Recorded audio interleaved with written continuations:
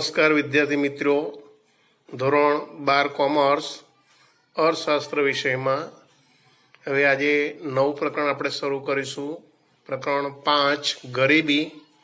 આ પ્રકરણનો ગુણભાર 10 ગુણ છે. બોર્ડની વાર્ષિક પરીક્ષામાં આ પ્રકરણમાંથી 5 ગુણના પ્રશ્નો પૂછાતા હોય છે, 3 ગુણના પ્રશ્નો પૂછાતા હોય છે, 2 ગુણના પ્રશ્નો પણ પૂછાતા હોય છે. તો આ રીતે આ પ્રકરણ 10 ગુણ ભાર ધરાવે છે. ગરીબી આ પ્રકરણ ખૂબ જ મહત્વનું છે. અહીંયા મોટા પ્રશ્નો આવે છે, મુદ્દા પર સર એના જવાબ લખવાના હોય છે.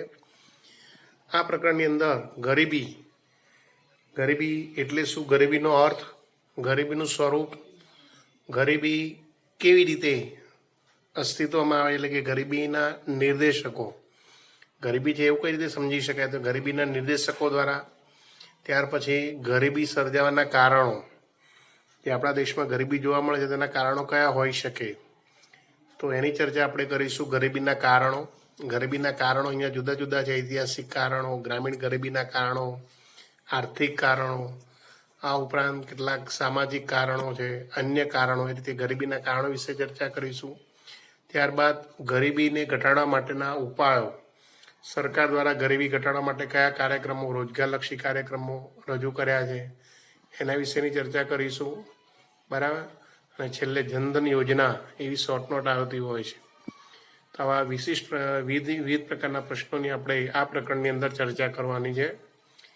આ પ્રકરણમાં સૌથી પહેલાં થોડીક પ્રસ્તાવનાની ચર્ચા કરીએ. તો પ્રસ્તાવનામાં એવું કહી શકાય કે ભાઈ આપણા ભારત દેશમાં, વિશ્વમાં આપણે 2 પ્રકારના દેશો જોઈએ છે. વિશ્વમાં વિકસિત દેશો અને બીજા વિકાસશીલ દેશો, અને કેટલાક અલ્પવિકસિત દેશો પણ છે. વિકસિત દેશો કે જેને આપણે, કે જે દેશોમાં રાષ્ટ્રીય આવક અને માથાદીઠ આવક ખૂબ જ ઊંચી હોય, એનો આર્થિક વૃદ્ધિ દર ખૂબ જ ઊંચો હોય, બરાબર, એવા દેશોને આપણે વિકસિત દેશ તરીકે ઓળખવામાં આવે છે. જ્યારે વિકાસશીલ દેશો, તો કે જે દેશોની રાષ્ટ્રીય આવક અને માથાદીઠ આવકમાં વધારો થઈ રહ્યો હોય, ઉત્પાદન વૃદ્ધિ દર ધીમે ધીમે વધતો જતો હોય, બરાબર, લોકોના જીવન ધોરણમાં સુધારો થઈ રહ્યો હોય, તો એવા દેશોને આપણે વિકાસમાન દેશો તરીકે ઓળખવામાં આવે છે. આજે ગરીબી એ વૈશ્વિક સમસ્યા છે, કારણ કે વિશ્વમાં મોટાભાગના જે વિકાસમાન દેશો છે એમાં ગરીબી જોવા મળે છે. વિકસિત દેશોમાં પણ ગરીબી જોવા મળે છે, પરંતુ ત્યાં ગરીબીનું સ્વરૂપ કંઈક જુદું હોય છે. તો આ રીતે ગરીબી એક વૈશ્વિક સમસ્યા તરીકે ઓળખાતી હોય છે. તો અહીંયા આગળ ગરીબી, અહીંયા ભારતમાં વાત કરીએ તો કે ભારતમાં અહીંયા આગળ ગરીબી, વસ્તી, આવકની અસમાનતા, બેરોજગારી, આ બધી સમસ્યાઓ છે. એમાંની આ ગરીબી એક મહત્વની સમસ્યા કહેવાય છે. તો કે અહીંયા આગળ સમાજને કોઈ એક વર્ગ પોતાની જે પાયાની લઘુત્તમ જરૂરિયાતો પણ સંતોષી શકતો નથી. મોટાભાગના જે વિકાસમાન દેશોમાં આ ગરીબીની સ્થિતિમાં શું, તો કે ભાઈ એ લોકોની માથાદીઠ આવકનું પ્રમાણ નીચું હોય છે, આવકની સમાન વહેંચણી જોવા મળતી હોય છે, અને વસ્તીનો મોટો ભાગ ગરીબ હોય છે. સારું જીવન જીવવા માટે પાયાની લઘુત્તમ જરૂરિયાતો એટલે કઈ, તો કે અહીંયા આગળ વસ્ત્ર, એટલે કે કપડાં, સારો આહાર, સારું રહેઠાણ વગેરે પ્રાપ્ત કરી શકતા નથી. તો આવી પાયાની જરૂરિયાતો સંતોષી શકતા ન હોય એવા લોકોને આપણે ગરીબ કહેતા હોઈએ છીએ. તો આવા જે મોટાભાગના જે વિકાસમાન દેશો છે એમાં જે કુલ વસ્તી હોય છે એમાં મોટાભાગની જે વસ્તી છે એ આવી રીતે, બરાબર, કે પાયાની જરૂરિયાતો સંતોષી શકતા હોતા નથી. તો બીજી બાજુ આવા દેશોમાં એક ધનિક વર્ગ હોય છે, સાધન સંપન્ન વર્ગ હોય છે, શ્રીમંત વર્ગ તરીકે એને ઓળખવામાં આવે છે. તો આ વર્ગ જે ખૂબ જ ઊંચી આવક ધરાવતો હોય છે, ઊંચી આવક ધરાવતો હોવાને કારણે, એમની માથાદીઠ આવક ઊંચી હોવાને કારણે એ લોકો સારું જીવન ધોરણ જીવતા હોય છે, બરાબર, અને સારું જીવન ધોરણ જોતા હોય છે. તો એક બાજુ આવો ધનિક વર્ગ અને બીજી બાજુ ગરીબ વર્ગ, તો આ બંને વર્ગ અસ્તિત્વમાં આવતા હોય છે દેશમાં, જેને કારણે આર્થિક અસમાનતા જોવા મળે છે. બીજું કે અહીંયા ધનિક અને ગરીબ 2 વર્ગ અસ્તિત્વમાં આવતા હોવાથી સમાજમાં અસંતોષ, અશાંતિ, ઈર્ષ્યાભાવ તેમજ વર્ગ વિગ્રહ જેવી પરિસ્થિતિ જોવા મળતી હોય છે. તો આ રીતે વિકાસમાન દેશોમાં આ બધી જે સમસ્યા ઉદ્ભવતી હોય છે. અહીંયા આગળ છેલ્લે 1997માં માનવ વિકાસ અહેવાલ રજૂ કરવામાં આવે એ મુજબ આર્થિક વિકાસ એ સાધન કહેવાય છે અને માનવ વિકાસ એ ધ્યેય કહેવાય છે. એ અનુસાર આજે વિશ્વના જે વિકાસમાન દેશો છે એ પોતાના દેશનો ઝડપી આર્થિક વિકાસ સિદ્ધ કરે એ જરૂરી છે. તો આર્થિક વિકાસ સિદ્ધ કરવા માટે એમને માનવ વિકાસ અને સિદ્ધ કરવો જરૂરી છે.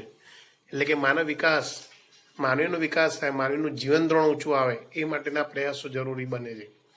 તો આર્થિક વિકાસ સાથે અહીંયા ગરીબીમાં પણ ઝડપથી ઘટાડો થાય એ અપેક્ષિત છે. એટલે કે ગરીબીમાં ઘટાડો થાય તો જ આપણે આર્થિક વિકાસ શક્ય બની શકે. તો જ્યાં સુધી સમાજમાં આવકની અસમાનતા અને ગરીબીમાં ઘટાડો ના થાય ત્યાં સુધી સાચા અર્થમાં આર્થિક વિકાસ શક્ય બનતો નથી. તો આ સંદર્ભમાં ભારત દેશમાં આપણે દેશ આઝાદ થયો 1947માં, ત્યારબાદ આપણે ઝડપી આર્થિક વિકાસ સિદ્ધ કરવા માટે અહીંયા આગળ ગરીબી દૂર થાય તે માટેના પ્રયાસો શરૂ કર્યા છે. આપણે જે ગરીબી દૂર થાય એટલા માટે તેમજ અન્ય જે સમસ્યાઓ જે દૂર થાય એટલા માટે આપણો દેશ આઝાદ થયો પછી 1950માં આયોજન પંચની રચના કરવામાં આવી અને 5-5 વર્ષની એવી પંચવર્ષીય યોજનાઓ રજૂ કરવામાં આવી. દરેક પંચવર્ષીય યોજનામાં ચોક્કસ ધ્યેય સાથે બરાબર કે આપણી સમસ્યાઓ દૂર થાય અને ઝડપી આર્થિક વિકાસ થાય એ માટેના પ્રયાસો કરવામાં આવ્યા. તો આપણી આયોજન પંચના ઉદ્દેશો હતા, આ ઉદ્દેશોમાં એક ગરીબીનો ઉદ્દેશ પણ રાખવામાં આવ્યો હતો. આ 5મી પંચવર્ષીય યોજનાથી ગરીબી ઘટાડવી એવો ઉદ્દેશ રાખવામાં આવ્યો હતો અને ત્યાર પછી આ ગરીબી નાબૂદ થાય તે માટે વિવિધ પ્રકારની વ્યૂહરચનાઓ અનુસાર કાર્યક્રમો, ગરીબી દૂર કરતા કાર્યક્રમો રજૂ કર્યા છે સરકારે અને પરિણામે આપણે ગરીબી કંઈક અંશે ઘટાડી શક્યા છીએ, પરંતુ આપણે ગરીબીને સંપૂર્ણ નાબૂદ કરી શક્યા નથી આપણા દેશમાંથી. આમ ગરીબી એક આપણા દેશની સમસ્યા છે. આ ગરીબી એ શું છે? ગરીબીનો અર્થ સમજીએ આપણે હવે. તો કે ગરીબીનો અર્થ સમજીએ તો ગરીબીની વ્યાખ્યા લખવાની આવે. હવે તમારે અહીંયા આગળ પ્રશ્ન શરૂ થાય કે ભાઈ ગરીબી એટલે શું? ગરીબીનો અર્થ આપો અને ગરીબીના અહીંયા આગળ શું છે તો કે અભિગમ સમજાવે એવો પ્રશ્ન પૂછાઈ શકે છે. તો કે જ્યારે સમાજનો કોઈ એક મોટો વર્ગ પોતાની પાયાની લઘુત્તમ જીવન જરૂરિયાતોને સંતોષી શકતો નથી તે પરિસ્થિતિને ગરીબી કહેવાય છે. આ ગરીબીની એક વ્યાખ્યા છે. યાદ રાખજો વિદ્યાર્થી મિત્રો કે ભાઈ ગરીબી કોને કહેવાય છે? તો કે સામાન્ય વ્યક્તિ તો આપણે એમ કહીએ છીએ કે જીવનની પાયાની જરૂરિયાતો અને સેવાઓના અભાવમાં જીવન ગુજારવાની સ્થિતિને ગરીબી કહેવામાં આવે છે, બરાબર. પરંતુ અર્થશાસ્ત્રની પરિભાષામાં આવી ચોક્કસ વ્યાખ્યા આપી શકાય કે સમાજનો કોઈ એક મોટો વર્ગ પોતાની પાયાની લઘુત્તમ જીવન જરૂરિયાતોને સંતોષી શકતો નથી તે પરિસ્થિતિને ગરીબી કહેવાય છે. અને જો સમાજના મોટો વર્ગ ન્યૂનતમ જીવન ધોરણથી પણ નીચું જીવન ધોરણ ધરાવતો હોય ત્યારે સમાજમાં વ્યાપક ગરીબી છે, દારૂણ ગરીબી છે તેમ કહી શકાય છે, બરાબર. એટલે કે નક્કી કરેલી જે જીવન જરૂરિયાતની વસ્તુઓ હોય એના કરતાં પણ ઓછી જરૂરિયાતવાળી વસ્તુ મેળવી શકતા હોય, નીચું જીવન જીવતા હોય તો કે વ્યાપક ગરીબી છે એમ કહી શકાય છે. તો આ રીતે ગરીબીની એક વ્યાખ્યા આપી શકાય. ટૂંકમાં ગરીબી એ શું છે તો કે અભાવની સ્થિતિ જેમ કહેવાય છે, બરાબર. કે તમને ઘણી વખત પરીક્ષામાં પ્રશ્ન પૂછવામાં આવે કે ગરીબી એ શું છે તો કે ગરીબી એ અભાવની સ્થિતિ છે, કેવી રીતે કહી શકાય? તો આપણે એનો જવાબ લખી શકીએ કે ભાઈ ગરીબી અભાવની સ્થિતિ એટલા માટે કહેવાય છે કે ભાઈ અહીંયા આગળ વ્યક્તિને જે પાયાની જરૂરિયાતો કહેવાય છે એ જરૂરિયાતો સંતોષી શકાતી હોતી નથી, બરાબર. કે જે સમાજના કેટલાક લોકો કે જેમને ચીજ વસ્તુઓ, સેવાઓ વિપુલ પ્રમાણમાં મળે છે તો બીજા લોકોને મળી શકતી નથી. ખોરાક, કપડાં, રહેઠાણ વગેરે જીવનની પાયાની જરૂરિયાતો કહેવાય છે. શિક્ષણ, આરોગ્ય જેવી સેવાઓથી એ લોકો વંચિત રહે છે. તેમને આ વસ્તુ અને સેવાના અભાવની સ્થિતિને આપણે ગરીબીની સ્થિતિ કહેવામાં આવે છે. એટલા માટે ગરીબીની સ્થિતિ એ અભાવની સ્થિતિ તરીકે ઓળખાય છે. તો આ રીતે ગરીબીની સ્થિતિ અભાવની સ્થિતિ છે કેવી રીતે એવો ખ્યાલ સમજાવો તો આવો પ્રશ્નનો અર્થ આ ગરીબીના અર્થ પરથી સમજાવી શકાય છે. બીજી વાત કરીએ આગળ આપણે તો કે વિશ્વમાં મોટા ભાગના દેશોમાં ગરીબીનું અર્થઘટન કરવાના પ્રયાસો થયા છે. કે વિશ્વના દરેક દેશોમાં ગરીબી વધતા ઓછા પ્રમાણમાં જોવા મળતી હોય છે, પરંતુ ગરીબી અહીંયા આગળ એક સાપેક્ષ ખ્યાલ હોવાથી તેનો અર્થ સમય, સ્થળ અને સમાજ બદલાતો રહે છે, બરાબર. એક આ મુદ્દો યાદ રાખજો કે ગરીબી એક સાપેક્ષ ખ્યાલ હોવાથી બરાબર તેનો અર્થ સમય, સ્થળ અને સમાજ બદલાતો રહે છે. ગરીબી માટેના મોટા ભાગના અર્થઘટનોમાં સમાજના એક સરેરાશ જીવન સ્તરને ધ્યાનમાં લઈ સમાજમાં પ્રવર્તમાન અસમાનતાઓને દર્શાવવામાં આવે છે. તેથી વિકસિત અને વિકાસશીલ દેશોમાં ગરીબીને નક્કી કરતા ધોરણોમાં તફાવત જોવા મળે છે. હવે અહીંયા મુદ્દો સમજો કે ભાઈ અહીંયા આગળ સમય, સ્થળ, સમાજ બદલાતા ગરીબીનો અર્થ બદલાય છે કેવી રીતે? તો કે કોઈ એક સમયે કે જે વ્યક્તિઓ ગરીબ હોય છે, સમય, પરિસ્થિતિ બદલાતા આ વ્યક્તિઓ ગરીબીની સ્થિતિમાંથી બહાર નીકળીને સારી સ્થિતિમાં આવે છે ત્યારે ગરીબી દૂર થતી હોય છે. સ્થળ, કોઈ એક સ્થળે કે દાખલા તરીકે કેટલાક લોકો પછાત વિસ્તારોમાં રહેતા હોય પરંતુ આ પછાત વિસ્તારમાં રહેતા લોકો ગરીબી રેખા નીચે જીવતા હોય આ પછાત વિસ્તારોનો જો વિકાસ કરવામાં આવે અથવા પછાત વિસ્તારમાં રહેતા લોકોને બરાબર કે ત્યાંથી પોતાનું સ્થળ છોડીને અન્ય સ્થળે રોજગારી કે એની તકો મળે તો ત્યાં જાય, જેને કારણે એમનું જીવન ધોરણમાં સુધારો થતો હોય છે, ગરીબી દૂર થતી હોય છે. તો આ રીતે સમય, સ્થળ, સમાજ બદલાતા બરાબર કે અહીંયા આગળ ગરીબીની સ્થિતિમાં પરિવર્તન આવતું હોય છે. તો આ રીતે વિકસિત અને વિકાસશીલ દેશોમાં ગરીબી નક્કી કરતા ધોરણોમાં તફાવત જોવા મળતો હોય છે.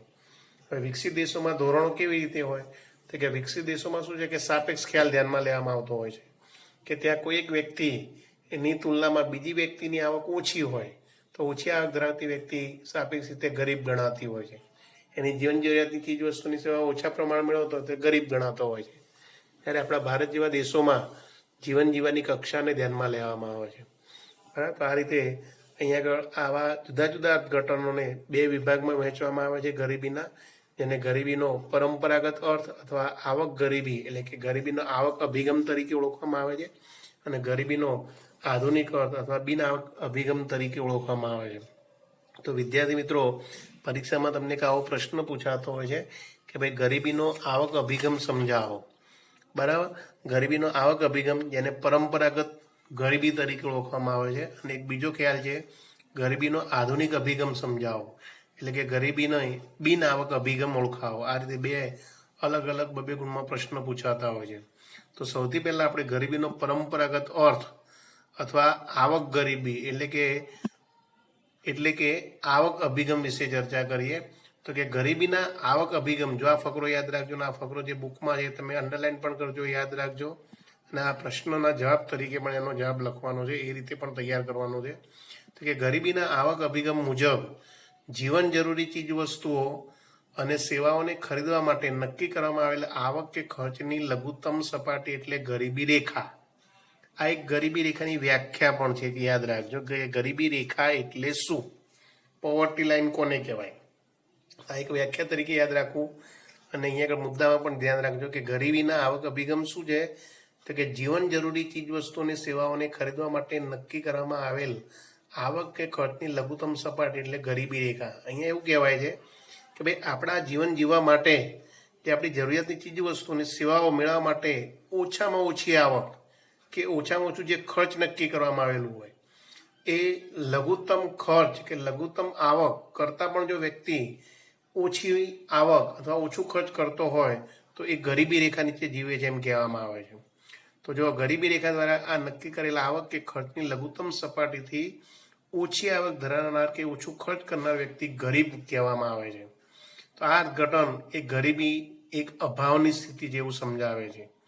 ભારતમાં ગરીબી રેખા માટે જરૂરી ચોક્કસ ન્યૂનતમ કેલરી પ્રાપ્ત કરવા જરૂરી ખોરાક પાછળ થતા લઘુત્તમ વપરાશી ખર્ચને ધ્યાનમાં લેવામાં આવે છે. તો એક આ મુદ્દો યાદ રાખજો કે ભાઈ ભારતમાં જે ગરીબી રેખા નક્કી કરવામાં આવે છે તો એના માટે શું છે, તો કે ખોરાક, લોકો જે ખોરાક પ્રાપ્ત કરે છે એમાંથી એમને ન્યૂનતમ એટલે કે ઓછામાં ઓછી કેટલી કોઈ કેલરી મળે છે, કેલરી એટલે શક્તિ, જે ખોરાક પ્રાપ્ત કરે છે એ ખોરાક કેટલો બરાબર કે એમને સમતોલ આહાર મળે છે, એમાંથી કેલરી કેટલી સારા પ્રમાણ મળે છે એ ધ્યાનમાં રાખીને બરાબર કે એના આધારે, અને બીજું કે સારો ખોરાક મેળવવા માટે કેટલું ખર્ચ કરી શકે છે, કેટલું વપરાશી ખર્ચ કરી શકે છે, એ ખર્ચને ધ્યાનમાં લેવામાં આવે છે. બરાબર. આ પદ્ધતિથી નક્કી થતી ગરીબી રેખા બરાબર નક્કી કરવામાં આવતી હોય છે. પરંતુ આ ગરીબી રેખાની એક મર્યાદા પણ છે. તો એક મર્યાદા તરીકેનો પણ પ્રશ્ન આવે છે. યાદ રાખજો કે ગરીબી રેખાની મર્યાદા એ છે કે તે ફક્ત અપૂરતા ખોરાકની કે ભૂખમરાની સ્થિતિ દર્શાવે છે. ગરીબી ફક્ત ભૂખમરાની સ્થિતિ નથી. લઘુત્તમ સરેરાશ જીવન ધોરણના ખ્યાલમાં ખોરાક ઉપરાંત અન્ય બાબતો જેમ કે કપડાં, રહેઠાણ, શિક્ષણ, આરોગ્ય, સ્વચ્છતા, પીવાનું પાણી, પાયાની સગવડો વગેરે પાયાની સગવડોનો સમાવેશ થાય છે. એટલે અહીંયા એવું કહેવા માંગે છે કે ભાઈ આ અભિગમ મુજબ એ ગરીબી રેખાની મર્યાદા એ છે કે ભાઈ ગરીબી રેખા એ માત્ર શેના આધારે માપવામાં આવે છે કે વ્યક્તિને મળતો ખોરાક, ખોરાકમાંથી પ્રાપ્ત થતી કેલરી, અને કેલરી માટે કેટલું વપરાશ ખર્ચ કરે છે એને જ ધ્યાનમાં રાખે. પણ અહીંયા આગળ ગરીબી રેખા નક્કી કરવા માટે ખોરાક, વપરાશ ખર્ચ ઉપરાંત અન્ય બાબતો કઈ, તો કે આ બધી શિક્ષણ, રહેઠાણ, આરોગ્ય, સ્વચ્છતા, પીવાનું પાણી, કપડાં, બરાબર આ બધી બાબતોનો સમાવેશ થવો જોઈએ. આ બધી બાબતોને અહીંયા આગળ અર્થશાસ્ત્રીઓ ધ્યાનમાં લેતા નથી. તેથી આ ગરીબી રેખાનો ખ્યાલ આ રીતે કેવો બને છે, મર્યાદિત બને છે. તેથી જ અહીંયા આગળ ગરીબીનો એક નવો અભિગમ અસ્તિત્વમાં લાવ્યા છે, જેને ગરીબીના આધુનિક અભિગમ અથવા તો બિન આવક અભિગમ તરીકે ઓળખવામાં આવે છે. તો હવે આપણે ગરીબીનો આધુનિક અભિગમ સમજીશું.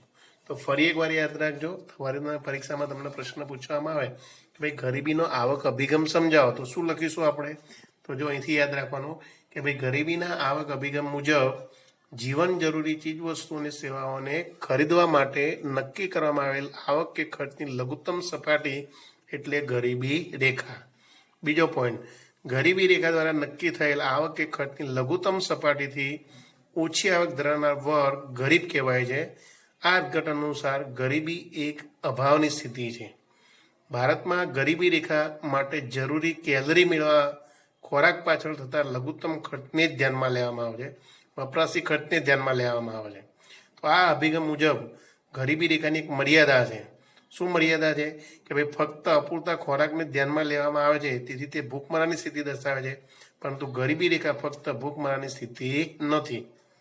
બરાબર, આ સિવાય અન્ય બાબતોને પણ ધ્યાનમાં લેવી જોઈએ. આ અભિગમની એક આ મર્યાદા છે. એટલે આ અભિગમ મર્યાદિત બનતો હોવાથી હવે નવો અભિગમ અસ્તિત્વમાં લાવ્યા, જેને ગરીબીનો આધુનિક અભિગમ તરીકે ઓળખવામાં આવે છે. બરાબર, તો અહીંયા સુધી તમારા 2 ગુણનો જવાબ આ રીતે લખી શકાય. હવે આપણે ગરીબીના આધુનિક અભિગમની ચર્ચા કરીશું. તો કે ગરીબીનો આધુનિક અભિગમ એટલે શું? અહીંયા એવું કહેવામાં આવે છે કે ગરીબીના આધુનિક અભિગમમાં લઘુત્તમ સરેરાશ જીવન ધોરણનો ખ્યાલ ધ્યાનમાં લેવામાં આવે છે. ત્યાં આગળ માત્ર આપણે ખોરાકમાંથી પ્રાપ્ત થતી કેલરી, ગરીબી રેખા એને ધ્યાનમાં લેતા હતા, પરંતુ હવે આધુનિક અભિગમમાં અહીંયા આગળ અર્થશાસ્ત્રીઓ, જે આધુનિક અર્થશાસ્ત્રીઓના મતે બરાબર કે ગરીબીનું એક મહત્વનું પાસું છે, બરાબર, પરંતુ તે માનવ જીવનના એક નાના હિસ્સાનો જ ખ્યાલ આપે છે. પરંતુ અહીંયા આગળ ગરીબોને બરાબર કે પોતાની લઘુત્તમ સરેરાશ જીવન ધોરણની સ્થિતિ એ ખ્યાલ મહત્વનો ગણાય છે, એટલે એ ધ્યાનમાં લેવો જોઈએ. તો અહીંયા આગળ લઘુત્તમ સરેરાશ જીવન ધોરણમાં ખોરાક ઉપરાંત બરાબર કે ખોરાક ઉપરાંત જીવન ધોરણ માટે પાયાની સગવડો જેવી કે કપડાં, રહેઠાણ, શિક્ષણ, આરોગ્ય, સ્વચ્છતા, પીવાનું સ્વચ્છ પાણી વગેરેનો સમાવેશ થવો જોઈએ. અને તેથી ગરીબીના આધુનિક અભિગમમાં બિન આવક ગરીબીનો ખ્યાલ મહત્વનો છે. એટલે અહીંયા આગળ આવકને ધ્યાનમાં લેવામાં આવતું નથી, પણ આ સિવાયની બાબતો, બરાબર કે આ સિવાયની બાબતો કે જે હમણાં મેં કીધું એ પ્રમાણે કે ભાઈ કપડાં, રહેઠાણ, શિક્ષણ, આરોગ્ય, સ્વચ્છતા, પીવાનું સ્વચ્છ પાણી, આ બધી પાયાની સગવડો એનો પણ સમાવેશ કરવો જોઈએ. આ સંદર્ભમાં બરાબર કે આવકના સંદર્ભમાં વંચિતતાનો વિચાર ન કરતા તે સિવાય માનવ જીવનના વિકાસ માટે જરૂરી બાબતો જેવી કે જ્ઞાન, લાભો અને સ્વસ્થ જીવન, સારું જીવન ધોરણ, વ્યક્તિ સ્વાતંત્ર્ય, તકોની ઉપલબ્ધતા અને પસંદગીઓ તથા સ્વાભિમાન સાથે ગૌરવપૂર્ણ જીવન જીવવાનો પણ વિચાર થવો જોઈએ. તો આ બધી બાબતોનો અહીંયા આગળ ધ્યાનમાં લેવાની અર્થશાસ્ત્રી વાત કરે છે. અને આ ઉપરાંત સંયુક્ત રાષ્ટ્ર વિકાસ કાર્યક્રમના અહેવાલ મુજબ માનવ વિકાસાંક અને ગરીબીનો આંક એ ગરીબીની સ્થિતિના માપદંડ છે એમ કહેવાય છે. એટલે માનવ વિકાસાંક અને માનવ ગરીબી આંક એ પણ 3 બાબતો. કઈ 3 બાબતો? તો કે જ્ઞાન, આરોગ્ય અને સારા જીવન ધોરણનો સમાવેશ કરવામાં આવે છે. એટલે અહીંયા આગળ ગરીબી નક્કી કરવા માટે અહીંયા આગળ જ્ઞાન એટલે કે શિક્ષણ, આરોગ્ય તેમજ સારું જીવન ધોરણ, આ બધી બાબતોને પણ ધ્યાનમાં લેવો જોઈએ. તો જ અહીંયા આગળ ગરીબી છે કે નહીં એવું નક્કી થઈ શકે. બરાબર, તો આ રીતે આ ગરીબીનો આવક અભિગમ છે. તો ફરી એકવાર યાદ રાખજો કે ભાઈ ગરીબીના આવક અભિગમમાં બિન આવક અભિગમમાં આપણે શું લખી શકીએ?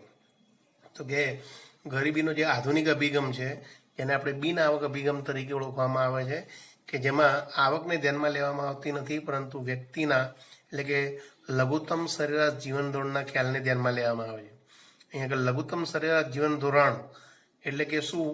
તો કે અહીંયા આગળ કપડાં, રહેઠાણ, શિક્ષણ, આરોગ્ય, સ્વચ્છતા, પીવાનું સ્વચ્છ પાણી વગેરે પાયાની સગવડોનો સમાવેશ કરવામાં આવે છે. તેથી ગરીબીના આધુનિક અભિગમમાં બિન આવક ગરીબીનો ખ્યાલ મહત્વનો ગણવામાં આવે છે. બીજું કે આ બિન આવક ગરીબીના ખ્યાલમાં આવક સિવાયની માનવ જીવનના વિકાસ માટે જરૂરી એવી બાબતો, કઈ બાબતો? તો કે જ્ઞાન, લાંબુ અને સ્વસ્થ જીવન, બરાબર, સારું જીવન ધોરણ, વ્યક્તિ સ્વાતંત્ર્ય, તકોની ઉપલબ્ધતા અને પસંદગી તેમજ સ્વાભિમાન સાથે ગૌરવપૂર્ણ જીવનનો વિચાર થવો જોઈએ. આ બાબતને ધ્યાનમાં લેવામાં આવે છે. આ ઉપરાંત સંયુક્ત રાષ્ટ્ર વિકાસ કાર્યક્રમના અહેવાલ મુજબ માનવ વિકાસાંક અને માનવ ગરીબી આંકમાં જે બાબતો કઈ? તો કે જ્ઞાન, આરોગ્ય અને સારા જીવન ધોરણનો પણ વિચાર કરવો જોઈએ. આ બધી બાબતોને આધારે આ ગરીબીનો આધુનિક અભિગમ, બિન આવક અભિગમ સમજાવી શકાય છે. તો આ રીતે એક આ મુદ્દાની ચર્ચા અહીંયા આગળ આપણે પૂર્ણ કરીએ છીએ. તો આખો આ ગરીબીનો આવક અભિગમ અને બિન આવક અભિગમ આ બંને અલગ અલગ પ્રશ્ન 2 ગુણમાં પૂછાઈ શકે. અને પ્રશ્ન આ રીતે પણ પૂછી શકાય 3 ગુણમાં કે ભાઈ ગરીબીનો અર્થ જણાવી ગરીબીનો આવક અભિગમ અને બિન આવક અભિગમ સમજાવી રીતે પરીક્ષામાં પ્રશ્ન પૂછાતો હોય છે તે રીતે તૈયાર કરવું. જવાબ લખીને મોઢે કરી જવો. ત્યારબાદ આપણે આગળ ચર્ચા કરીશું ગરીબીનું સ્વરૂપ. ઘણી વખત પરીક્ષામાં આખો પ્રશ્ન પૂછાતો હોય છે. હવે આ 5 ગુણનો પ્રશ્ન છે, પણ આપણે અહીંયા થોડીક ચર્ચા કરી લઈએ. નિરપેક્ષ ગરીબીનો અર્થ થોડોક સમજી લઈએ કે ભાઈ ગરીબી એટલે શું, એનો અર્થ આપણે સમજ્યા. ગરીબીના અભિગમ તો કે 2 અભિગમ છે. આવક અભિગમ જેને આપણે આધુનિક અભિગમ તરીકે આવક અભિગમ જેને પરંપરાગત અભિગમ તરીકે ઓળખવામાં આવે છે, અને આધુનિક અભિગમ જેને બિન આવક અભિગમ તરીકે ઓળખવામાં આવે છે, એની ચર્ચા કરી. હવે આગળ પ્રશ્ન એ રીતે પૂછી શકાય કે ગરીબીનું સ્વરૂપ સમજાવો. તો કે ગરીબીના ખ્યાલને વધુ સારી રીતે સમજવા અર્થશાસ્ત્રીઓ ગરીબીના સ્વરૂપના આધારે 2 વિભાગમાં વિભાજિત કરે છે. એટલે કે ગરીબી કયા કયા સ્વરૂપે અસ્તિત્વમાં આવી શકે છે. તો સામાન્ય રીતે આપણે એમ કીધું કે વિકસિત અને વિકાસશીલ દેશો, તો આ બંને દેશોમાં ગરીબીનું સ્વરૂપ અલગ અલગ હોય છે. જેમ કે આપણા ભારત જેવા વિકાસમાન દેશોમાં નિરપેક્ષ ગરીબી જોવા મળતી હોય છે, અને અમેરિકા, ઇંગ્લેન્ડ, ઓસ્ટ્રેલિયા જેવા બરાબર કે વિકસિત દેશોમાં સાપેક્ષ ગરીબીનો ખ્યાલ અસ્તિત્વમાં આવતો હોય છે. તો અહીંયા આગળ નિરપેક્ષ ગરીબી કોને કહેવામાં આવે, નિરપેક્ષ ગરીબી એટલે શું, એના ખ્યાલની આપણે અહીંયા ચર્ચા કરીશું. તો કે નિરપેક્ષ ગરીબી એટલે શું, તો કે નિરપેક્ષ ગરીબીની તમને વ્યાખ્યા આપી છે કે ભાઈ જીવનની લઘુત્તમ જરૂરિયાતો સંતોષવા માટે જરૂરી ચીજ વસ્તુઓ અને સેવાઓ ખરીદવા માટે નક્કી કરવામાં આવેલી આવક અને ખર્ચની લઘુત્તમ સપાટી એટલે ગરીબી રેખા. આ ગરીબી રેખાથી ઓછી આવક કે ખર્ચ ધરાવતો વર્ગ નિરપેક્ષ ગરીબ કહેવાય છે. તો આ નિરપેક્ષ ગરીબીની વ્યાખ્યા છે. બીજા શબ્દો એને સંપૂર્ણ ગરીબી તરીકે પણ ઓળખવામાં આવે છે. ફરી એકવાર યાદ રાખજો કે નિરપેક્ષ ગરીબી બીજા શબ્દોમાં સંપૂર્ણ ગરીબી તરીકે ઓળખવાય છે. તો વ્યાખ્યા ફરી એકવાર યાદ રાખજો કે ભાઈ જીવનની લઘુત્તમ જરૂરિયાતો સંતોષવા માટે જરૂરી ચીજ વસ્તુઓ અને સેવાઓ ખરીદવા માટેની નક્કી કરવામાં આવેલી આવક કે ખર્ચની લઘુત્તમ સપાટી એટલે ગરીબી રેખા. આ ગરીબી રેખાથી ઓછી આવક કે ખર્ચ ધરાવતો વર્ગ નિરપેક્ષ ગરીબ કહેવાય છે. આમ નિરપેક્ષ ગરીબી સંપૂર્ણ ગરીબી તરીકે પણ ઓળખાય છે. આ નિરપેક્ષ ગરીબીના ખ્યાલથી અર્થતંત્રમાં ગરીબી રેખા હેઠળ જીવતા ચોક્કસ વર્ગને નક્કી કરી શકાય છે કે ભાઈ આ ગરીબી રેખાને આધારે, આ નિરપેક્ષ ગરીબીને આધારે આપણા દેશમાં કેટલા લોકો ગરીબી રેખા નીચે જીવે છે એ નક્કી કરી શકાય છે. તો એના માટે આપણે શું થાય કે ગરીબી રેખા નક્કી કરવામાં આવે છે. બરાબર. તો કે દેશમાં પ્રવર્તી નિરપેક્ષ ગરીબીનું પ્રમાણ જાણવા માટે વ્યક્તિને ખોરાક જેવી પ્રાથમિક જરૂરિયાતો સંતોષવા માટે જે ખર્ચ કરવો પડે છે કે આવક મેળવવી પડે છે તેની લઘુત્તમ સપાટી નક્કી કરવામાં આવે છે. આવી લઘુત્તમ આવક, ખર્ચ કે જીવન ધોરણની નિશ્ચિત સપાટીને ગરીબી રેખા તરીકે ઓળખવામાં આવે છે. તો અહીંયા આગળ ગરીબી રેખા એટલે શું એની વાત કરીશું આપણે. તો ફરી એકવાર કે ભાઈ આજે આપણે દેશમાં બરાબર કે ભાઈ ગરીબોને જુદા પાડવામાં આવે છે કે ગરીબી રેખાથી નીચે જીવતા લોકો કયા. તો આ ગરીબી રેખા એટલે શું, પોવર્ટી લાઈન કોને કહેવામાં આવે છે, બિલો પોવર્ટી લાઈન, BPL આપણે કહીએ છીએ. ગરીબી રેખા નીચે જીવતા લોકો, તો આ ગરીબી રેખા એટલે શું, ગરીબી રેખા કેવી રીતે નક્કી કરવામાં આવે છે.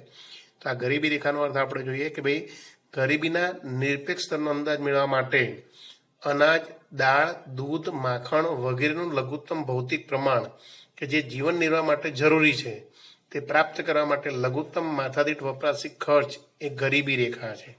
બરાબર કે જે હમણાં જ મેં તમને વ્યાખ્યા કીધી કે ભાઈ વ્યક્તિએ પોતાની આ દૂધ, દાળ, અનાજ, માખણ વગેરે આ ભૌતિક જે જરૂરિયાતની વસ્તુઓ છે તેમજ જીવન નિર્વાહ માટે જરૂરિયાતની જે વસ્તુઓ છે એ લઘુત્તમ ધોરણો મેળવવા માટે માથાદીઠ લઘુત્તમ કેટલું ખર્ચ કરે છે બરાબર એ દર્શાવતી રેખા એને ગરીબી રેખા તરીકે ઓળખવામાં આવે છે. બીજા શબ્દ મારે વ્યાખ્યા યાદ રાખવી તો આવી પણ તમે લખી શકો છો કે ભાઈ આવક અને બરાબર કે આ જીવન જરૂરિયાતની વસ્તુઓ પ્રાપ્ત કરવા માટે કરવામાં આવતો ખર્ચ અને આવક કેટલી મેળવવી પડે છે તેની લઘુત્તમ સપાટી નક્કી કરવામાં આવે છે. આવી રેખાને ગરીબી રેખા તરીકે ઓળખવામાં આવે છે. તો આમ લઘુત્તમ આવક, ખર્ચ કે જીવન ધોરણની નિશ્ચિત સપાટીને ગરીબી રેખા કહેવામાં આવે છે. એક જ વાક્યમાં, એક જ લીટીમાં જો વ્યાખ્યા આપી હોય તમારે એક જ વાક્યમાં, તો કે લઘુત્તમ આવક, ખર્ચ કે જીવન ધોરણની નિશ્ચિત સપાટીને ગરીબી રેખા કહેવામાં આવે છે. તો આ રીતે ભારતમાં અહીંયા ગરીબી રેખાની કઈ વ્યાખ્યા આપવામાં આવી છે. અહીંયા આગળ આયોજનની શરૂઆતમાં આપણા જે આયોજનકારો હતા એમણે આયોજન પંચની રચના કરી અને આયોજનમાં ગરીબીનો ખ્યાલ રજૂ કરવામાં આવ્યો. તો એમણે ગરીબી રેખા નક્કી કરવા માટે અહીંયા આગળ જુદા જુદા અત્યાર સુધીના ધોરણો દર્શાવવામાં આવ્યા છે કે અત્યાર સુધી આપણે ગરીબી રેખા નક્કી કરવા માટે કયા કયા ધોરણો લીધા જેની ચર્ચા છે અહીંયા આગળ. તો આ પોઈન્ટ પણ તમારે લખવા પડશે. તો કે જેમાં સૌથી પહેલા આયોજનની શરૂઆતમાં Indian council of medical research દ્વારા ગ્રામ્ય ક્ષેત્રો માટે વ્યક્તિ દીઠ દૈનિક 2400 કેલરી અને શહેરી ક્ષેત્રો માટે દૈનિક 2100 કેલરી નક્કી કરવામાં આવી હતી. યાદ રાખજો, અંડરલાઈન કરજો, આ મુદ્દો યાદ રાખવાનો છે અને તૈયાર પણ કરવાનો છે કે ભાઈ આપણા દેશમાં જે ગરીબી રેખા નક્કી કરવામાં આવી શરૂઆતમાં કોના દ્વારા, તો કે Indian council of medical research દ્વારા. તેમાં એવું નક્કી કર્યું કે ગ્રામ્ય વિસ્તારમાં રહેતા વ્યક્તિ દીઠ દૈનિક એક વ્યક્તિને દિવસની 2400 કેલરી વાળો ખોરાક મળવો જોઈએ અને શહેરી વિસ્તારમાં રહેતા વ્યક્તિને દિવસનો 2100 કેલરી ખોરાક મળવો જોઈએ. જો એનાથી ઓછી કેલરી વાળો ખોરાક મળતો હોય તો વ્યક્તિ ગરીબી રેખા નીચે જીવે એમ કહેવાય. તો આ રીતે સૌથી પહેલા Indian council of medical research દ્વારા આ રીતે ગરીબી રેખા નક્કી કરવામાં આવી. એ જ રીતે આયોજન પંચ દ્વારા 1969માં આ કેલરીનું પ્રમાણ નક્કી કર્યું અને એના માટે ખર્ચ નક્કી કરવામાં આવ્યો.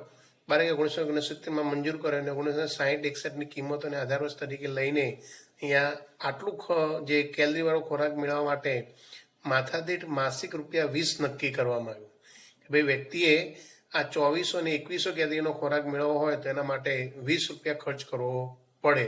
આવું 60-61માં આયોજન પંચમાં નક્કી કરવામાં આવ્યું હતું. ત્યારબાદ દાંડેકર અને રથ નામના જે અર્થશાસ્ત્રીઓ છે એમણે ગ્રામીણ અને શહેરી વિસ્તારોમાં 1960-61ની આધાર કિંમતે માથાદીઠ માસિક ₹15 અને શહેરી ક્ષેત્રો માટે માથાદીઠ માસિક ₹22.5 ખર્ચ નક્કી કર્યું. બરાબર. તો વિદ્યાર્થી મિત્રો આ યાદ રાખજો કે ભાઈ ગામડામાં રહેતા લોકોએ એ 2400 કેલરીનો ખોરાક મેળવવા માટે 1960-61માં કેટલું ખર્ચ નક્કી કરવામાં આવ્યું? ₹15. અને શહેરી વિસ્તારમાં કેટલું માથાદીઠ માસિક રૂપિયા? તો કે 22.5 ખર્ચ નક્કી કરવામાં આવ્યું. જો એનાથી ઓછું કરતા હોય તો ગરીબી રેખા નીચે જીવે એમ કહેવાય છે. ત્યારબાદ આયોજન પંચે કોણ? તો કે પ્રોફેસર TD લાકડાવાળાની સમિતિ હેઠળ આયોજન પંચને નક્કી થયું અને એમાં 1993 માટે 73-74ની આધાર કિંમતોએ ગ્રામીણ ક્ષેત્રો માટે માસિક ₹49, એટલે ગામડામાં રહેતા લોકો હોય અને ₹49 ખર્ચ થતું હોવું જોઈએ અને શહેરી વિસ્તારમાં રહેતા લોકોને માસિક વ્યક્તિ દીઠ કેટલું? તો કે ₹57 ખર્ચ થતું હોવું જોઈએ. જો એનાથી ઓછું કરતા હોય વ્યક્તિઓ તો કે ગરીબી રેખા નીચે જીવે છે. તો આ રીતે અહીંયા આગળ આયોજન પંચમાં બરાબર કે અહીંયા આગળ નિરપેક્ષ ગરીબીના આવા જુદા જુદા ધોરણો નક્કી કરવામાં આવ્યા છે. તો યાદ રાખજો કે ભાઈ Indian council of medical research દ્વારા ગ્રામ્ય વિસ્તારોમાં રહેતા વ્યક્તિ દીઠ દૈનિક કેટલો? તો કે 2400 કેલરીનો ખોરાક મળવો જોઈએ. શહેરી વિસ્તારમાં રહેતા લોકોને 2100 કેલરીનો ખોરાક નક્કી કરવામાં આવ્યો. જો એટલો ન મળતો હોય તો લોકો ગરીબી રેખા નીચે જીવે છે. બીજું કે આ 2400 કેલરી અને 2100 કેલરી જે ખોરાક મેળવવા માટે ખર્ચનું પ્રમાણ નક્કી કરવામાં આવ્યું. તો 1960-61માં બરાબર કે માસિક ₹20 ખર્ચ નક્કી કરવામાં આવ્યું. જો એટલું ખર્ચ ન કરી શકે તો ગરીબી રેખા નીચે જીવે. ત્યારબાદ દાંડેકર અને રથ સમિતિએ 1960-61ની આધાર કિંમતે માથાદીઠ માસિક ગ્રામીણ વિસ્તાર માટે ₹15 અને શહેરી વિસ્તારો માટે 22.5 ખર્ચ નક્કી કર્યું. ત્યારબાદ પ્રોફેસર DT લાકડાવાળા સમિતિની અધ્યક્ષતા હેઠળ જે આ પંચ રચાયું હતું તેમાં બરાબર કે ગ્રામીણ વિસ્તારો માટે ₹49 અને શહેરી વિસ્તાર માટે ₹57 વપરાશી ખર્ચનો અંદાજ મૂકવામાં આવ્યો હતો. તો આમ આયોજન પંચ દરમિયાન આ રીતે ગરીબીના ખ્યાલ રજૂ કરવામાં આવ્યા હતા, ધોરણો નક્કી કરવામાં આવ્યા હતા, જેને આધારે વ્યક્તિ ગરીબ છે કે નહીં એવું નક્કી કરવામાં આવતું હતું. પરંતુ ગરીબી રેખાની ગણતરીની પદ્ધતિમાં એક મોટી મર્યાદા હતી. તો આ નિરપેક્ષ ગરીબી જે નક્કી કરવામાં આવે છે એમાં એક મર્યાદા હતી. કઈ મર્યાદા હતી? એ મર્યાદાની અહીંયા વાત કરવામાં આવી છે. તો કે ગરીબી રેખાની ગણતરીની પદ્ધતિની મોટી એક મર્યાદા કે તેમાં ફક્ત કેલરી વપરાશને જ આધાર તરીકે લેવામાં આવે છે. ગરીબી રેખા લોકો નક્કી કરે છે એમાં શેને ધ્યાનમાં લીધું? આપણે કેલરી. અને કેલરી મેળવવા માટે શું નક્કી કરવામાં આવ્યું? વપરાશી ખર્ચ. આ બે વસ્તુને ધ્યાનમાં લેવામાં આવી છે. તો અહીંયા બીજા અર્થશાસ્ત્ર એમ કહે છે કે ભાઈ ગરીબી એક આર્થિક પરિસ્થિતિ છે, ભૂખ એ શારીરિક પરિસ્થિતિ છે આથી ગરીબી રેખા એ ભૂખમરાની રેખા બનીને રહી જાય છે. તેથી આ ગરીબી રેખાના ખ્યાલને ગતિશીલ બનાવવો જોઈએ. એટલે કે ગરીબી રેખાના ખ્યાલને ગતિશીલ બનાવવા માટે અહીંયા કઈ બાબતો, તો કે વ્યક્તિને જીવનની ગુણવત્તાનું લઘુત્તમ સ્તર નક્કી કરવું જોઈએ. આ લઘુત્તમ સ્તર એટલે કે વ્યક્તિને જીવન જીવવા માટે જે પાયાની જરૂરિયાતો કહેવાય છે એ કઈ જરૂરિયાતો એ પણ અન્ય ધ્યાનમાં લેવી જોઈએ. કે જેમ કે જીવન જરૂરી સગવડો જેવી કે પૌષ્ટિક અને સંતુલિત આહાર, સ્વાસ્થ્ય, વીજળી, રસોઈનું ઈંધણ, કપડાં, શિક્ષણ, પાછળનું ખર્ચ, રહેઠાણ વગેરે બાબતોનો સમાવેશ કરવો જોઈએ. આ બધી બાબતોને આધારે અહીંયા આગળ માસિક વ્યક્તિગત વપરાશી ખર્ચ નક્કી કરવું જોઈએ. અને આ સંદર્ભમાં અહીંયા આગળ પ્રોફેસર સુરેશ તેંડુલકર, આ વાક્ય અંડરલાઈન કરજો વિદ્યાર્થી મિત્રો, અહીંથી એક યાદ રાખજો કે ભાઈ અહીંયા આગળ એક નવી સમિતિની રચના કરવામાં આવી, જેમાં પ્રોફેસર સુરેશ તેંડુલકરની અધ્યક્ષતાવાળી સમિતિએ પોતાનો અહેવાલ વર્ષ 2009માં સરકારને આપ્યો. અને આ સમિતિએ ગરીબી રેખા માટે અહીંયા આગળ નવા ધોરણો નક્કી કર્યા કે ભાઈ હવે આ કેલરી વપરાશ માટે જરૂરી ખર્ચ, અહીંયા આગળ 2100 ને 2400 કેલરીનો ખોરાક જે મળે છે એના માટે જે ખર્ચ એ તો નક્કી છે જ, પણ એ સિવાય કઈ બાબતો, તો કે શિક્ષણ, સ્વાસ્થ્ય માટેનો પણ ખર્ચ અહીંયા નક્કી કરવામાં આવ્યો. અને એ અનુસાર 2011માં ગ્રામીણ વિસ્તાર માટે માથાદીઠ માસિક વપરાશી ખર્ચ 816 રૂપિયા નક્કી કરવામાં આવ્યું. અને શહેરી વિસ્તારોમાં માથાદીઠ માસિક રૂપિયા બરાબર કે 1000 ખર્ચ નક્કી કરવામાં આવ્યું. જો એનાથી પણ ઓછું વ્યક્તિ ખર્ચ કરતી હોય તો ગરીબી રેખા નીચે જીવે છે એવું નક્કી કરવામાં આવ્યું. તો કે ઓછામાં ઓછો ગામડામાં રહેતા લોકો 816 રૂપિયા ખર્ચ 2400 કેલરીનો ખોરાક મેળવવા માટે તેમજ શિક્ષણ જેવી સેવાઓ પ્રાપ્ત કરવા માટે એટલું ખર્ચ એની પાસે એક વ્યક્તિ દીઠ પાછળ થતું હોવું જોઈએ. શહેરી વિસ્તારમાં તો કે 2100 કેલરીનો ખોરાક બરાબર, તેમજ શિક્ષણ અને સ્વાસ્થ્ય જેવી સેવાઓ પાછળ 1000 રૂપિયા જેટલું માસિક વ્યક્તિ દીઠ ખર્ચ થતું હોવું જોઈએ. જો એથી ઓછું થતું હોય તો ગરીબી રેખા નીચે જીવે એમ કહેવાય. તો આ રીતે અહીં આગળ ગરીબીના આ ધોરણો નક્કી કરવામાં આવ્યા છે. બરાબર. આંતરરાષ્ટ્રીય સ્તરે પછી જો એક આ મુદ્દો અહીંથી નવો ચાલુ થાય છે, એક અલગ પ્રશ્ન તરીકે પણ પૂછી શકાય કે જેમ આપણા ભારતમાં ગરીબીના ધોરણો નક્કી કરવામાં આવ્યા સાહેબ, તો આંતરરાષ્ટ્રીય ધોરણે ગરીબી કઈ રીતે નક્કી કરવામાં આવે છે? તો આંતરરાષ્ટ્રીય સ્તરે પણ નિરપેક્ષ ગરીબી નક્કી કરવા માટે અહીંયા આગળ આપણે જે ગરીબી રેખાનો ખ્યાલ છે એવો જ ગરીબી રેખાનો ખ્યાલ ધ્યાનમાં લેવામાં આવે છે કે જેમાં એક વર્ષ દરમિયાન સરેરાશ પુખ્ત વયના વ્યક્તિ દ્વારા વપરાશમાં લેવાતા બધા જ જરૂરી સંસાધનો માટેના ખર્ચ દ્વારા નક્કી કરવામાં આવે છે. તો કે આંતરરાષ્ટ્રીય સ્તરે ગરીબી રેખાનું નિર્ધારણ કોના દ્વારા નક્કી કરવામાં આવે છે? તો કે વિશ્વ બેંક દ્વારા. આપણા દેશમાં તમે જોયું કે હમણાં કે ભાઈ આપણા દેશમાં ગરીબી રેખાનું નિર્ધારણ કોણ કરે છે? તો કે સરકાર, આયોજન પંચ દ્વારા. આયોજન પંચ દ્વારા ગરીબી રેખા નક્કી કરવામાં આવે. તો વિશ્વમાં આંતરરાષ્ટ્રીય સ્તરે ગરીબી રેખા કોણ નક્કી કરે છે? તો કે વિશ્વ બેંક દ્વારા નક્કી કરવામાં આવે. અને આ વિશ્વ બેંક કઈ રીતે? કે કોઈ એક વર્ષ દરમિયાન સરેરાશ પુખ્ત વયનું વ્યક્તિ દ્વારા વપરાશમાં લેવાતા બધા જ જીવન જરૂરી સંસાધનો માટેના ખર્ચ દ્વારા નક્કી કરવામાં આવતું હોય છે. તો અહીંયા આગળ છેલ્લે 2005માં સમખરીદ શક્તિના આધારે દૈનિક $1.25 ગરીબી રેખાનું પ્રમાણ નક્કી કરવામાં આવ્યું. એટલે કે આંતરરાષ્ટ્રીય ધોરણે જો વ્યક્તિ $1.25 કરતા ઓછી આવક મેળવતો હોય તો કે ગરીબી રેખા નીચે જીવે એમ કહેવાય છે. એ પહેલા 1990માં બરાબર કે આ વિશ્વ બેંકે ગરીબી રેખાનું પ્રમાણ નક્કી કર્યું હતું $1. એટલે કે જો વ્યક્તિ દિવસનો દૈનિક બરાબર કે વ્યક્તિ દીઠ $1ની આવક એને મળતી હોય અથવા એનાથી ઓછી મળતી હોય તો વ્યક્તિ ગરીબી રેખા નીચે જીવે એમ કહેવાય છે. છેલ્લે વર્ષ 2015માં અત્યારે દૈનિક ડોલરનું પ્રમાણ, દૈનિક વપરાશ ખર્ચનું પ્રમાણ કેટલું? તો કે $1.90 નક્કી કરવામાં આવ્યું છે. એટલે કે 2015માં દૈનિક $1.90 નક્કી કરવામાં આવ્યું છે. જો એનાથી ઓછી આવક વ્યક્તિ મેળવતો હોય તો ગરીબી રેખા નીચે જીવે છે એમ કહેવાય. તો આમ આંતરરાષ્ટ્રીય ગરીબી રેખાની મદદથી જુદા જુદા દેશોમાં એક જ માપદંડ વડે નિરપેક્ષ ગરીબીની તુલના કરી શકાય છે. તો આમ અલગ પ્રશ્ન એક આ પૂછાતો હોય છે કે આંતરરાષ્ટ્રીય ધોરણે ગરીબીનું નિર્ધારણ સમજાવો. તો કે આંતરરાષ્ટ્રીય ધોરણે નિરપેક્ષ ગરીબી વિશ્વ બેંક દ્વારા નક્કી કરવામાં આવે છે. વિશ્વ બેંક આંતરરાષ્ટ્રીય ધોરણે કઈ રીતે? તો કે કોઈક વર્ષ દરમિયાન સરેરાશ પુખ્ત વયના વ્યક્તિ દ્વારા વપરાશમાં લેવાતા જરૂરી સંસાધનો માટેના ખર્ચ દ્વારા નક્કી કરે છે.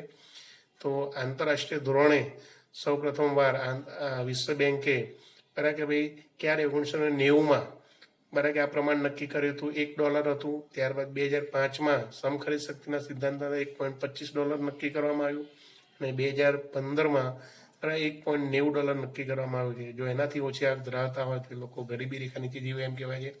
આમ આંતરરાષ્ટ્રીય ગરીબી રેખાની મદદથી જુદા જુદા દેશોમાં એક જ માપદંડ વડે નિરપેક્ષ ગરીબીની તુલના કરી શકાય છે. તો વિદ્યાર્થી મિત્રો, અહીંયા આગળ આપણે નિરપેક્ષ ગરીબીનો જે ખ્યાલ છે ત્યાં સુધી પૂરું કરીએ છીએ. હવે નિરપેક્ષ ગરીબીનું પ્રમાણ આવે છે એ અલગ પ્રશ્ન તરીકે થોડોક નાનો પ્રશ્ન છે, આંકડાકીય માહિતીવાળો પ્રશ્ન છે. એની ચર્ચા આપણે નેક્સ્ટ લેક્ચરમાં કરીશું. તો અહીંયા સુધી આ પ્રશ્નનો જવાબ આપણે અહીંયા સૌથી પહેલાં ગરીબીનો અર્થ જોયા, ગરીબીના 2 અભિગમોની ચર્ચા કરી, અને બીજો પ્રશ્ન કે ગરીબીનું સ્વરૂપ આ પ્રશ્ન આપણો ચાલુ છે. એની અંદર આપણે નિરપેક્ષ ગરીબી એટલે શું, નિરપેક્ષ ગરીબીને સમજવા માટે ગરીબી રેખાનું કેવી રીતે નિર્ધારણ કરવામાં આવે છે એની ચર્ચા કરીએ આપણે. અને હવે નિરપેક્ષ ગરીબીનું પ્રમાણ ભારતમાં કેટલું છે એની ચર્ચા નેક્સ્ટ લેક્ચરમાં કરીશું. તો અહીંયા સુધીનો જે પ્રશ્ન સમજીને વ્યવસ્થિત વાંચીને તૈયાર કરી દેવો, ત્યારબાદ આખો જવાબ લખી જવો. નેક્સ્ટ પીરિયડમાં આપણે ભારતમાં નિરપેક્ષ ગરીબીનું પ્રમાણ વિશે ચર્ચા કરીશું અને સાપેક્ષ ગરીબીનો ખ્યાલ જોઈશું. Okay, thank you.